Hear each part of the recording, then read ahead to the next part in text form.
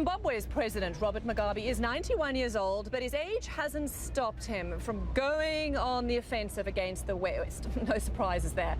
His speech to the UN General Assembly harped on some familiar themes.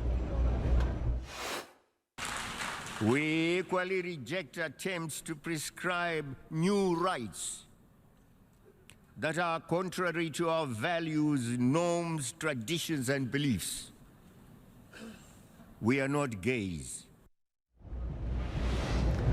Oh, well, Robert Mugabe really not changing his tune, is he? Robin Creel joins me now with more details about that speech, about Mr. Mugabe. She's coming to us from Nairobi, Kenya, but you're a Zimbabwean.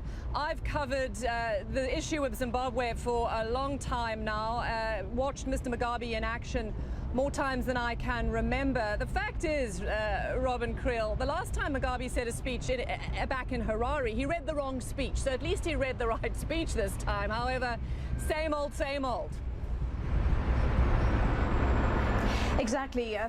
Some things will never change, and Robert Mugabe's stance on homosexuality, Robin, is one that he has never changed. He's been vehemently anti-homosexual for as long as I can remember, so for at least more than 30 years. Robin, Mugabe's speech, reading that correct speech is hugely important, because reading the wrong speech just a few weeks ago to open Parliament was hugely embarrassing and has been described as one of the greatest mistakes Mugabe has ever made. He was heckled in Parliament, something that rarely happens, by opposition members.